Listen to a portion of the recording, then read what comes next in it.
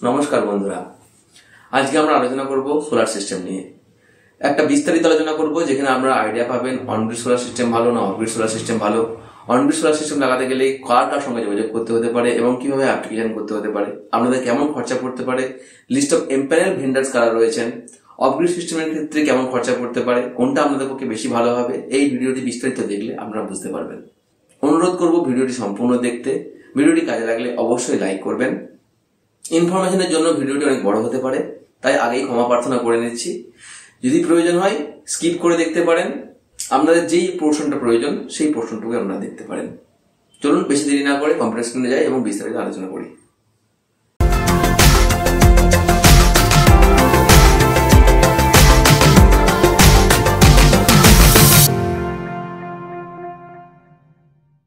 আমরা কম্পিউটার স্ক্রিনে এসে গেছি।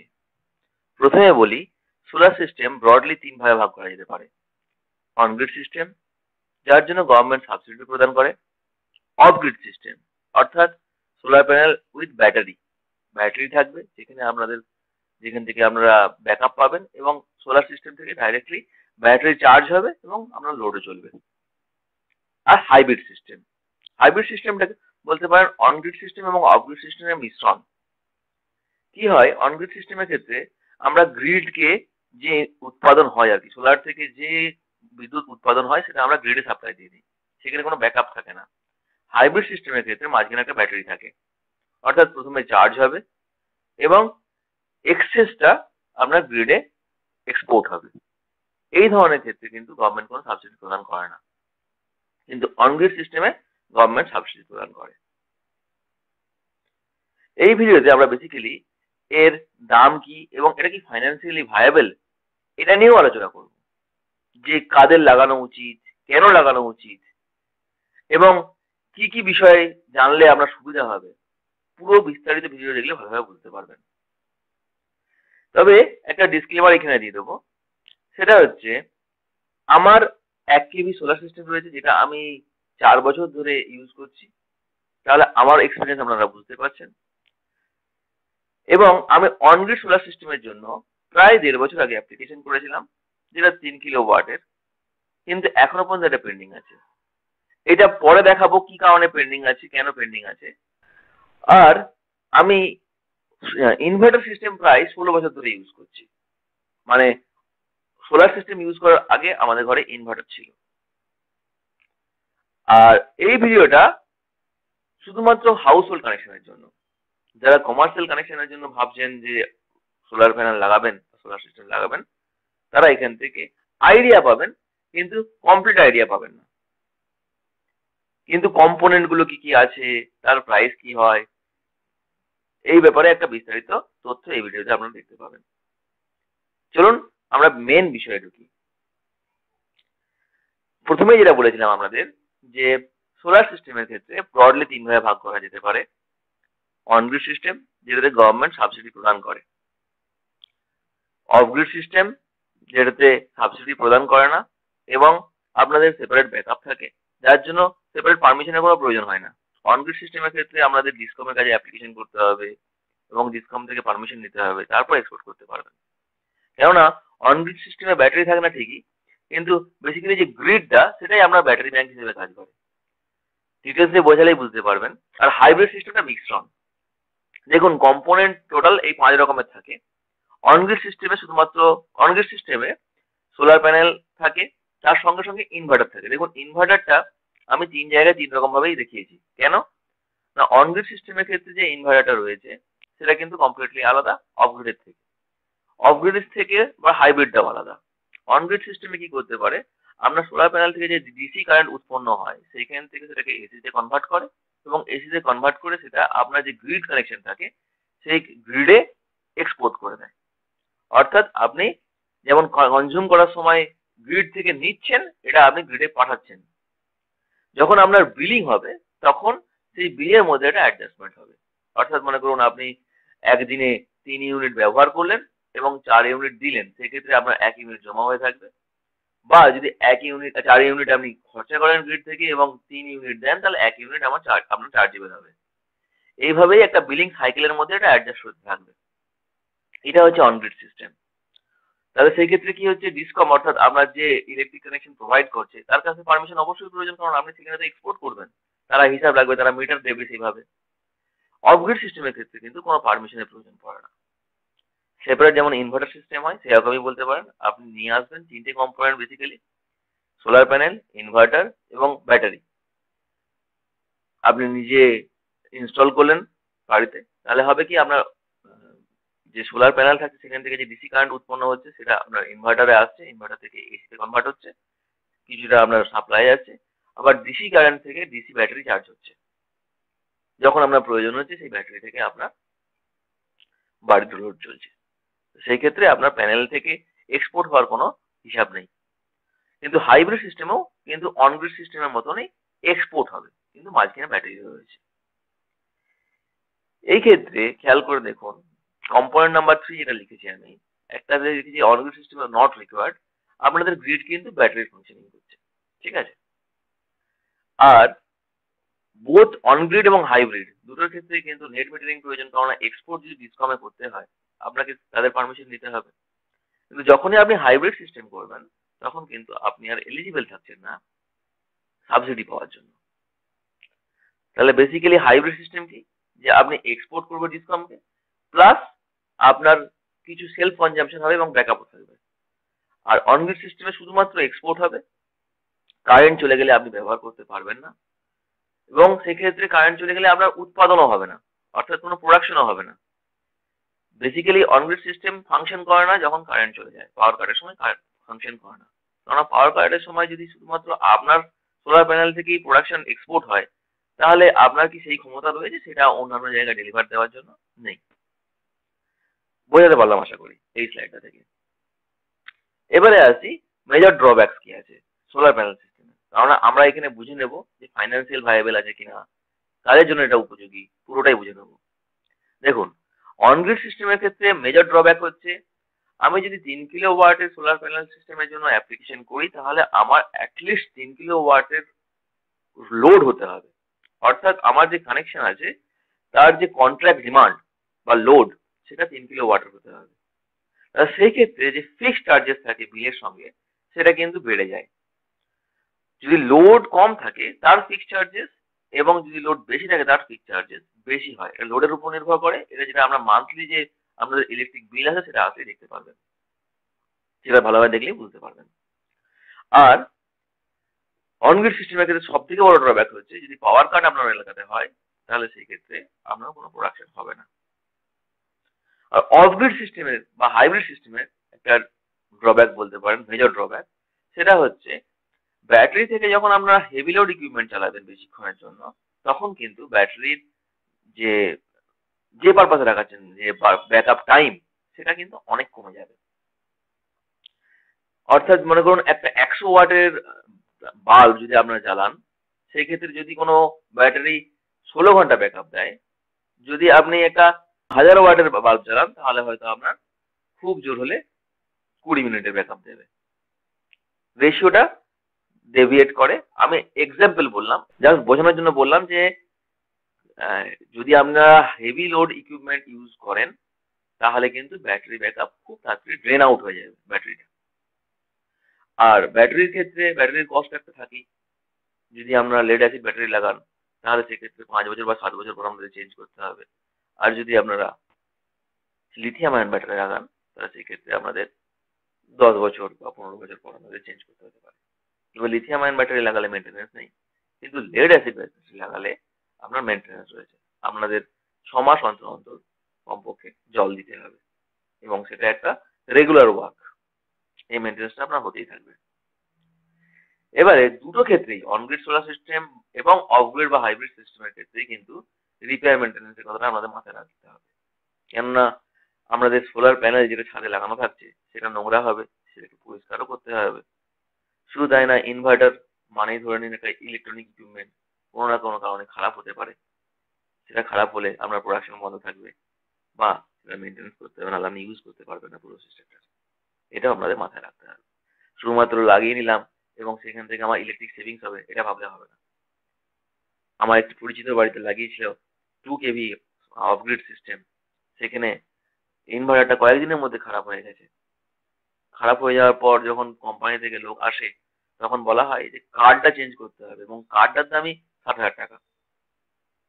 পরে সে যার যেহেতু ব্যাকগ্রাউন্ড ছিল, সে একটা রিলে আর একটা একটা ক্যাপাসিটার চেঞ্জ করে, মাত্র ধরে নিন আপনার 150 টাকা খরচার মধ্যে তার কাজটা হয়ে যায়। তো আপনি বা আমি তো এরকম ধরনের এক্সপার্ট নই যে কি ইকুইপমেন্ট খারাপ হয়েছে বুঝে নেব।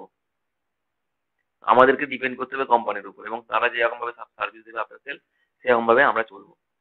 তো সেটাও কিন্তু আমাদের মাথায় রাখতে হবে। এবারে আসি, কাদের এই সোলার সিস্টেমের জন্য অপ্ট করা উচিত আর কেন উচিত। দেখুন, আমার মতে যারা মধ্যবিত্ত, বিশেষ করে লোয়ার এবং মিডিল মধ্যবিত্ত, যারা বলবো মিডিল ক্লাস ফ্যামিলি, তাদের কিন্তু এই কথা ভাবা উচিত নয়। শুধুমাত্র সেভিংস এর জন্য যদি সোলার সিস্টেমে ইনভেস্ট করতে যান, তাহলে এটা ভাববেন না। এটা কাদের জন্য উচিত? যে সমস্ত মধ্যবিত্তরা ইনভার্টার সিস্টেমের কথা ভাবছেন, যারা ব্যাকআপ বা পাওয়ার কাট সলিউশনের জন্য ইনভার্টার সিস্টেমের কথা ভাবছেন, তাদের ক্ষেত্রে উপযুক্ত। কেননা ইনভার্টার সিস্টেমের ক্ষেত্রে কি আছে, ইনভার্টার এবং ব্যাটারি দুটোই চলে আসছে। শুধুমাত্র আপনাকে প্যানেলটার কস্টটা অ্যাডিশনাল নিতে হচ্ছে। প্যানেলটার কস্টটা কিন্তু খুব তাড়াতাড়ি রিকভার হয়ে যাবে যদি আপনারা ব্যাকআপ সিস্টেমটার জন্য কিছু ব্যবস্থা করুন ভাবছেন। ঠিক আছে? আর তাহলে বলবেন যে কেন সোলার সিস্টেমে ইনভেস্ট করা উচিত?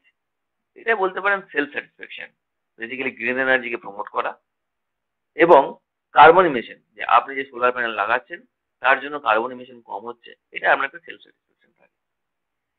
ফাইন্যান্সিয়াল কিন্তু এটা কোনোভাবেই ভায়াবল নয়। শুধুমাত্র তাদের জন্যই ভায়াবল যারা ইনভার্টার সিস্টেম লাগাতে চাইছেন ঘরে পাওয়ার ব্যাকআপের জন্য। তাদের তো অলরেডি ইনভার্টার এবং ব্যাটারির খরচা হবেই, সেটা তারা অ্যাভয়েড করতে পারবে না, অ্যাভয়েডেবল নয়। তাদের ক্ষেত্রে শুধুমাত্র অ্যাডিশনাল কস্ট হচ্ছে আপনার সোলার প্যানেলটা। সেই ক্ষেত্রে কিন্তু এটা ফাইন্যান্সিয়ালি ভায়াবল। অনগ্রিড সিস্টেমে যদি আপনারা ডব্লিউবিএসসিএল এর ওয়েবসাইটে যান, তাহলে এই যে জায়গাটা আমি দেখিয়েছি, এই সোলার পিভি অ্যাপ্লিকেশন এর আন্ডার সাবসিডি স্কিম, এই সাবসিডি স্কিমে ক্লিক করলে আপনার বেসিক্যালি যে লিস্টটা পাবেন সেটা আপনার এম প্যানেল ভেন্ডারের লিস্ট পাবেন। অনগ্রিড সিস্টেমে কিন্তু এম প্যানেল ভেন্ডার ছাড়া আপনারা ইনস্টলেশন করতে পারবেন না। আপনাদের দেখিয়ে দিচ্ছি একবার ওয়েবসাইটে গিয়ে। এই দেখুন, subsidy scheme under MNRE, ministry of new and renewable energy. এখানে সাবসিডি স্কিমটা বলা আছে, এই রেটটা বলা আছে, এটাও আমি একটা স্লাইডে দেখাবো কিছুক্ষণ পর। এই রেট বলা আছে, এবং রেটের সঙ্গে সঙ্গে নিচে ভেন্ডার লিস্ট দেওয়া আছে, ভেন্ডারের নাম, অ্যাড্রেস এবং কন্ট্যাক্ট নাম্বার, ইমেল আইডি। আপনারা এখানে যোগাযোগ করে নিতে পারবেন এদেরকে। আমি দেখিয়ে দিলাম কোত্থেকে যেতে পারেন আপনারা, প্লাস এই ভিডিওতে আমি স্ক্রল করে দেখিয়ে দিলাম। আপনাদের সুবিধা মতো আপনারা যোগাযোগ করে নিতে পারেন, তবে পুরো ভিডিওটা দেখুন আগে, তারপর। লেটেস্ট সার্কুলার যেটা গভর্নমেন্ট সাবসিডির জন্য আছে, সেটা 5ই জানুয়ারি 2024-এ বেরিয়েছে। এর আগে সার্কুলারটি ছিল 27শে জানুয়ারি 2023-এর। দুটো সার্কুলারই আপনাদের একবার দেখিয়ে দিচ্ছি যাতে করে আপনারা রেট অফ সাবসিডি আপনারা বুঝতে পারেন। এই দেখুন 5ই জানুয়ারির যেটা সার্কুলার, যেটা লেটেস্ট সার্কুলার, সেখানে বলা হয়েছে হাউস হোল্ড কানেকশনের জন্য বা ডোমেস্টিক কানেকশনের জন্য 18,000 টাকা করে প্রতি কিলোওয়াট, 1 কিলোওয়াট থেকে 3 কিলোওয়াট পর্যন্ত ছাড় সাবসিডি দেওয়া হবে, এবং 3 থেকে 10 কিলোওয়াটের মধ্যে 9,000 টাকা করে প্রতি কিলোওয়াট দেওয়া হবে। অর্থাৎ কেউ যদি 10 কিলোওয়াটের অ্যাপ্লিকেশন করে তাহলে 18,000 টাকা করে 3 কিলোওয়াট, এবং বাকি 7 কিলোওয়াটের জন্য 9,000 টাকা করে সাবসিডি পাবে। এটা হচ্ছে এখনকার রেট। এখন যদি কেউ অ্যাপ্লাই করে এই রেট অনুযায়ী সাবসিডি পাবে। এই সার্কুলারের কপি আমি ডেসক্রিপশনে দিয়ে রাখবো, পারলে আপনারা দেখে নিতে পারেন। শুধু তাই না, চেষ্টা করবেন সবসময় সার্কুলার নাম্বার, এখানে যেমন সার্কুলার নাম্বারটাতে খুঁজলেই আপনারা পেয়ে যাবেন ইজিলি, সেটা গুগলে সার্চ করলেও আপনারা পেয়ে যাবেন। আগে সার্কুলার অনুযায়ী 3 কিলোওয়াট পর্যন্ত রেট ছিল 14,588 টাকা করে, এবং তারপর 10 কিলোওয়াট পর্যন্ত রেট ছিল 7,294 টাকা। অনেকেই আপনাদের বলতে পারে যে সাবসিডি অনেক বেড়ে গেছে, এখন সোলার সিস্টেম লাগানো খুবই লাভদায়ক হবে, কিন্তু সেটা আপনারা একবার বিচার বিবেচনা করে দেখে নেবেন। কেননা শুধুমাত্র সাবসিডি দেখলেই হবে না, আপনার কস্ট অফ ইনস্টলেশন কত পড়ছে সেটা দেখতে হবে, এবং সেখান থেকে আপনার অপরচুনিটি কস্টটাও দেখতে হবে আমার মনে হয়। এবারে আপনারা অ্যাপ্লিকেশনটা কিভাবে করবেন? অ্যাপ্লিকেশনটা আপনারা national portal of rooftop solar এখানে করবেন, এবং এর সঙ্গে সঙ্গে প্যারালালি ডিসকমেতেও করবেন। প্রথমে এই ওয়েবসাইটে গেলে প্রথম স্টেপ হচ্ছে যে আপনার স্টেট, ইলেকট্রিসিটি ডিস্ট্রিবিউশন কোম্পানি মানে ডব্লিউবিএসএসএল, ডব্লিউবিসিএসএল বা যদি সিএসি হয় সিএসি, হ্যাঁ, consumer number, mobile number, email ইত্যাদিতে রেজিস্ট্রেশন করতে হয়। রেজিস্ট্রেশন করার পর আপনাদেরকে আবার লগ ইন করতে হবে এবং রুফটপ সোলার সিস্টেমের জন্য অ্যাপ্লাই করতে হবে। তারপর ডিসকমের কাছ থেকে ফিজিবিলিটি রিপোর্ট আসবে। আমার এই প্রথম এবং দ্বিতীয় স্টেপটি হয়ে গেছে, তৃতীয় নম্বর স্টেপটি বাকি রয়েছে। তৃতীয় নম্বর স্টেপটি এই কারণেই বাকি রয়েছে, আমার যে বাড়ির উপর সোলার সিস্টেমের জন্য অ্যাপ্লিকেশন করেছি তার এখনো পর্যন্ত পর্চা এবং পঞ্চায়েতের কাগজগুলো পুরোনো নামেই রয়ে গেছে, আমি ট্রান্সফার করতে পারিনি এখনো পর্যন্ত। তার জন্যই আমার অ্যাপ্লিকেশনটা এখনো পর্যন্ত আটকে আছে।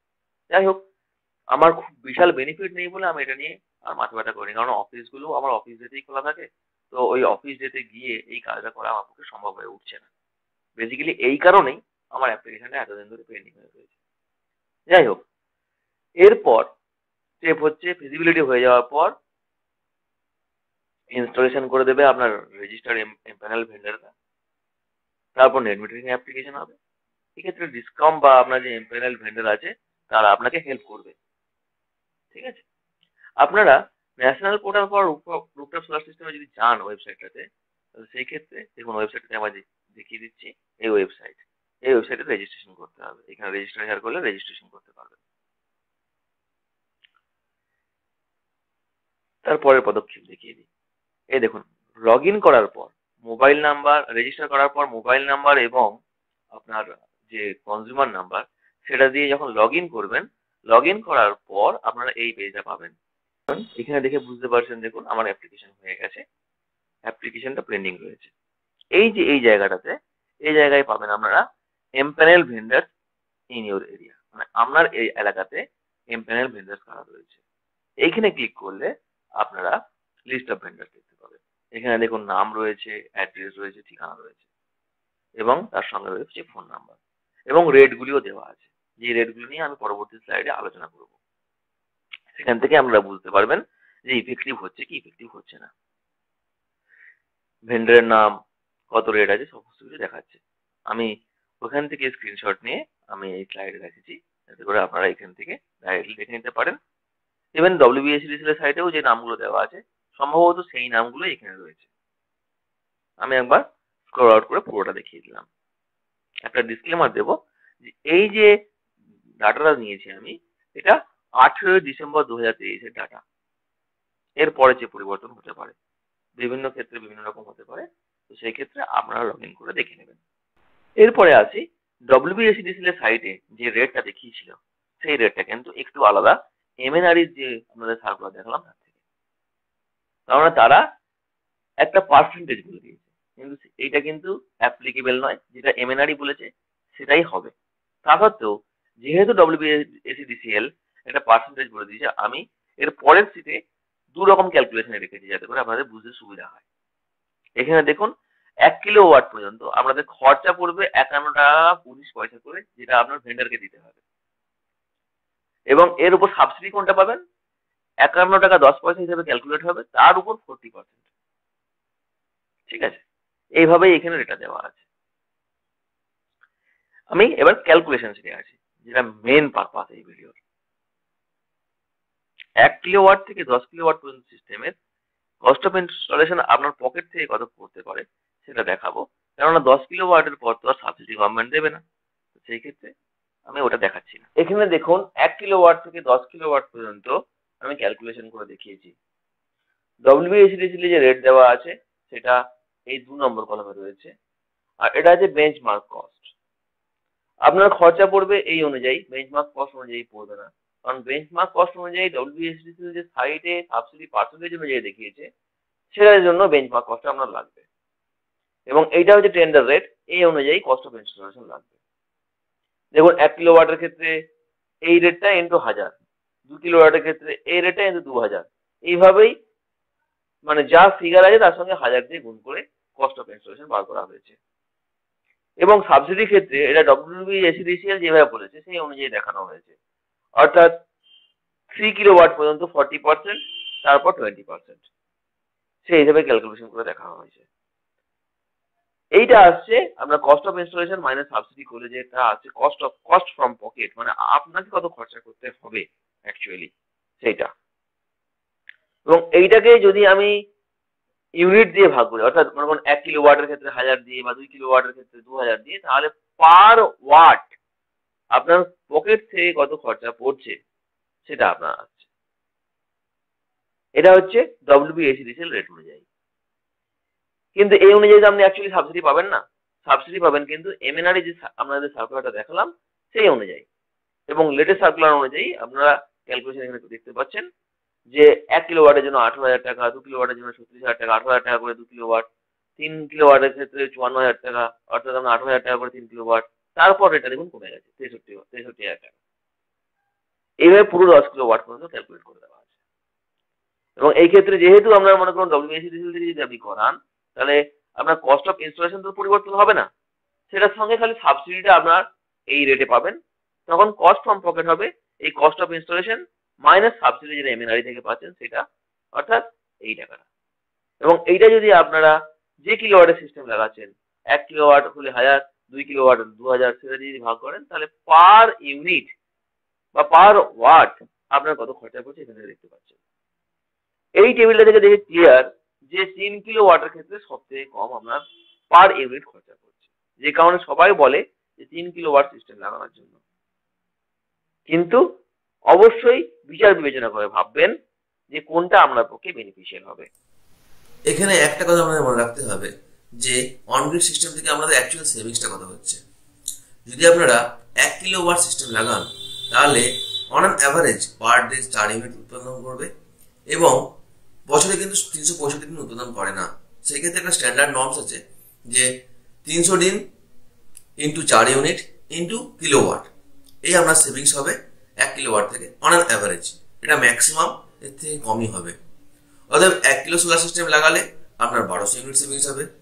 2 কিলো সোলার সিস্টেম লাগালে 2 কিলোওয়াটের আপনার 2400 ইউনিট সেভিংস হবে।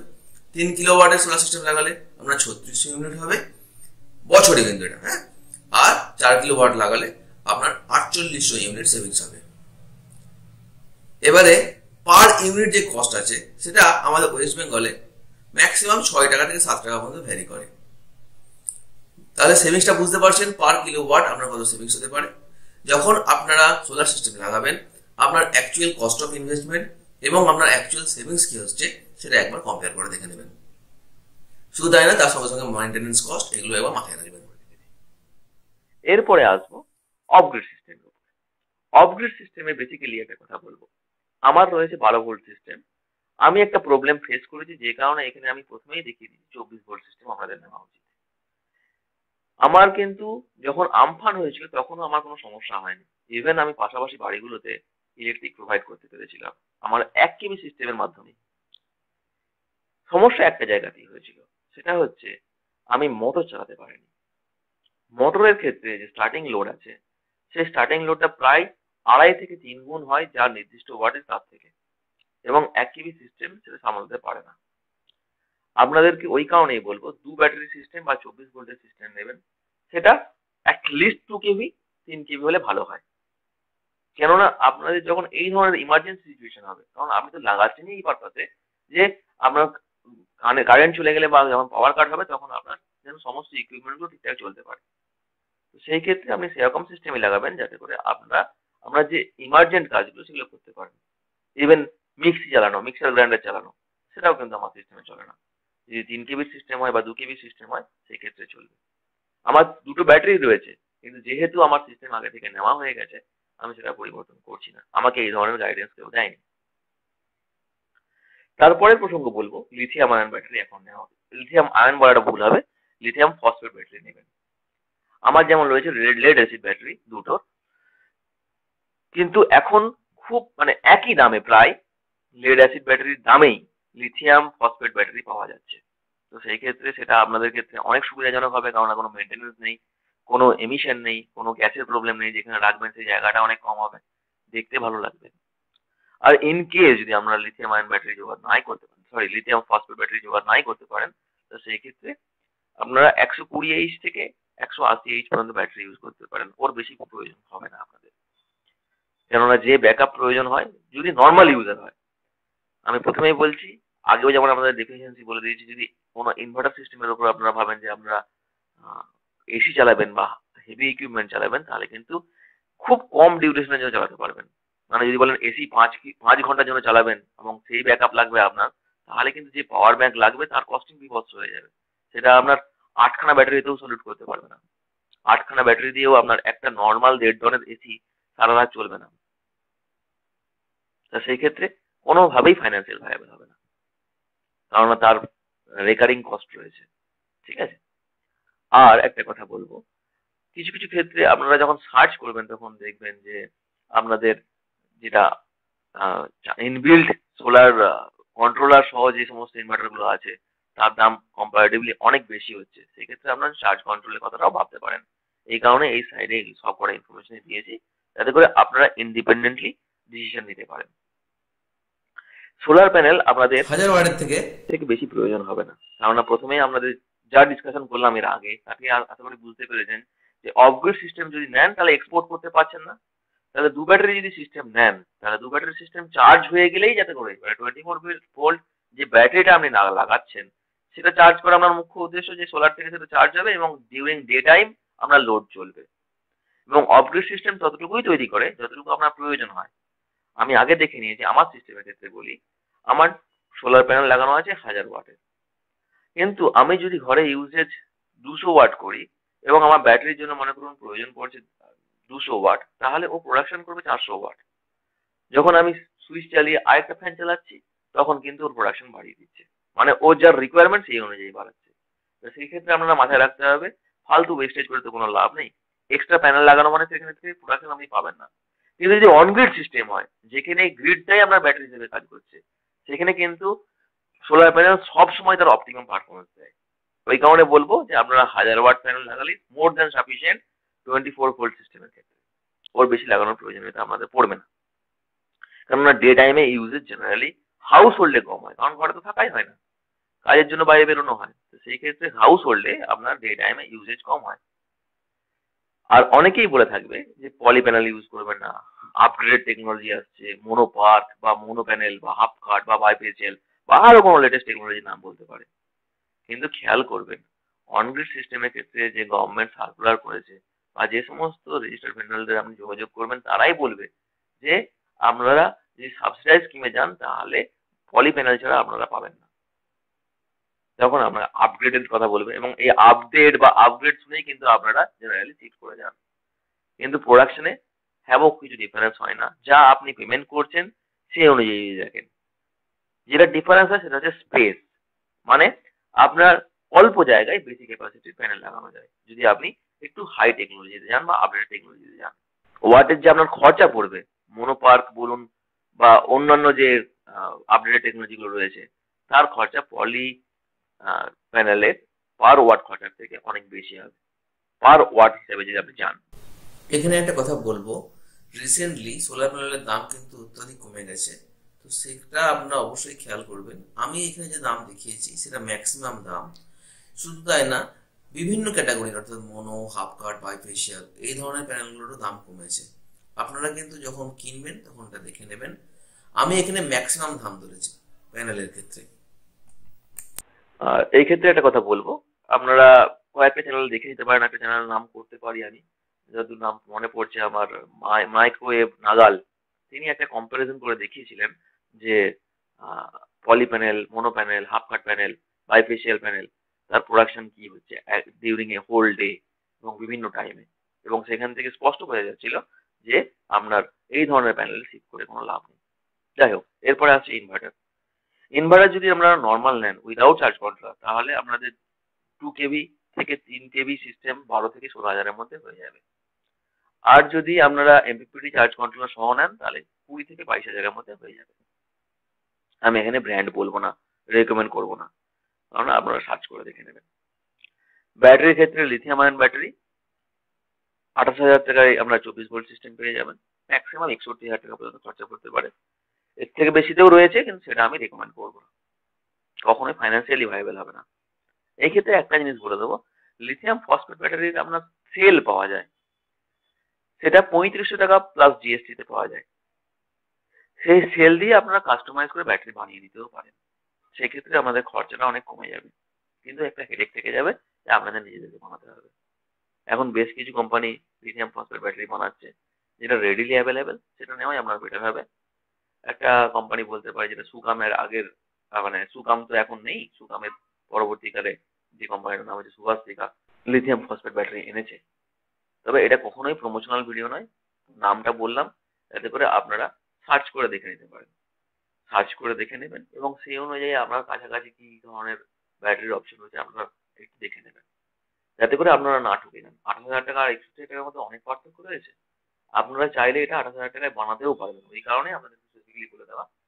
সেল কিনলেন, সেলের সঙ্গে সঙ্গে বিএমএস কিনলেন এবং আপনি নিজেই ব্যাটারিটা কাস্টমাইজ করে নিলেন। আপনাদের এটা দেখে নিতে হবে। আর নাহলে ডাইরেক্টলি আপনারা ব্যাটারি কিনতে পারেন লিথিয়াম ফসফেট। লিথিয়াম আয়ন কিনবেন না, কারণ ঘরের জন্য ইউজ করছেন লিথিয়াম ফসফেট। আর লেড অ্যাসিড ব্যাটারি হলে যদি আপনারা 120 থেকে 180 এইচ এর মধ্যে ব্যাটারি কেনেন, তাহলে 12 থেকে 18,000 টাকা প্রতি ব্যাটারি খরচা পড়বে। ম্যাক্সিমাম 24 থেকে 36,000 টাকার মধ্যে আপনার ব্যাটারি হয়ে যাবে। যদি চান যে আমি এমপিপিটি চার্জ কন্ট্রোলারটা আলাদা নেবেন আর ইনভার্টার আলাদা নেবেন, তাহলে সেক্ষেত্রে চার্জ কন্ট্রোলার আলাদা কিনতে পাওয়া যায়। সেক্ষেত্রে আপনাদের 6,500 থেকে 9,500 খরচা পড়বে। এবং অন্যান্য খরচা অর্থাৎ যে প্যানেল লাগাচ্ছেন ছাদে, তার স্ট্রাকচার, ওয়্যারিং এবং লেবার সব মিলিয়ে আপনার ম্যাক্সিমাম 1000 ওয়াটের জন্য 12,000 টাকা খরচা করতে পারে। লিথিয়াম আয়ন ব্যাটারি নিয়ে লাগালে অতএব আপনার খরচা পড়ছে ম্যাক্সিমাম 1,25,000 টাকা, মিনিমাম 90,000 টাকা। এবং লিড অ্যাসিড ব্যাটারি লাগালে আমরা 86,000 টাকা থেকে 1,00,000 টাকা খরচা করব। এই হচ্ছে টোটাল হিসাব। এবারে কিছু কিছু প্যাকেজ অ্যাভেলেবেল রয়েছে যেগুলো 30,000 টাকাতেও পাওয়া যায়, 52,000 টাকাতেও পাওয়া যায়, 75,000 টাকাতেও পাওয়া যায়, 1,26,000 টাকাতেও পাওয়া যায়, যেটা 1 কেবি সিস্টেমে। সেক্ষেত্রে আমাদের নিজেদের ডিসিশন নিতে হবে যে আমাদের কোনটা উপযোগী হবে। যেমন দেখিয়েছি মনে করুন, এক্ষেত্রে 1,25,000 টাকা, এটা আপনার লিউমিনাসের। এটা নেক্সাস সোলারের 48,000 টাকা, এটা লিউমিনাসের 75,000 টাকা। ইউটিএল এর কিছু স্কিমে বিক্রি হচ্ছে। এক্ষেত্রে একটা জিনিস বলবো, যদি আপনারা 3টে জিনিস একসাথে নেন তাহলে সেক্ষেত্রে আপনাদের জিএসটি রেট আলাদা হয়, এবং যদি একটা জিনিস করে নেন তাহলে জিএসটি রেট আলাদা হয়। সেক্ষেত্রে প্যাকেজে নিলে আপনাদের সস্তা পড়ে। এখানে বেশ কিছু স্লাইডে আপনাদের রেট দেখিয়ে দিলাম, আপনারা পারলে দেখে নেবেন। এবার রিপিট করছি, এটা কিন্তু ফাইন্যান্সিয়ালি ভায়াবল কখনোই নয়। যদি আপনারা ইনভার্টার সিস্টেম লাগাতে চান পাওয়ার কাট সলিউশনের জন্য, তখনই আমাদের ক্ষেত্রে ভালো হবে। আপনারা আরো ডিটেলস এর জন্য আমার চ্যানেলে যে প্লে লিস্ট রয়েছে সেটা ভিজিট করতে পারেন। প্লে লিস্টে গেলে আপনারা অনেক রকমের ভিডিও দেখতে পারবেন। আমি প্লে লিস্টে একবার দেখাচ্ছি আপনাদেরকে। এই দেখুন, এখানে ভিডিওর সাবজেক্ট, থাম্বনেল এবং টপিক অনুযায়ী আপনারা ভিডিও দেখতে পারেন, যেখানে থেকে আপনারা অন্যান্য বিষয়ে ডাউট ক্লিয়ার করতে পারেন। এছাড়াও আমার চ্যানেলে আপনারা মিউচুয়াল ফান্ড সিলেকশন কিভাবে করবেন এই সংক্রান্ত ভিডিও বা তার অন্যান্য বিষয় জানতে পারবেন, ইনকাম ট্যাক্স সম্পর্কে জানতে পারবেন। আমার চ্যানেলে বিষয় অনুযায়ী প্লে লিস্ট বানানো আছে। সার্চ করে যদি আপনাদের প্রয়োজন হয় তখনই ভিডিও দেখবেন। এই ভিডিওটি যদি আপনাদের ভালো লেগে থাকে তাহলে অবশ্যই লাইক করবেন, যার কাজে লাগবে তাকে শেয়ার করবেন। আর ভিডিওটি বেশি বাড়াচ্ছি না, এখানে শেষ করছি। আশা করি আপনারা সবাই ভালো থাকবেন। নমস্কার।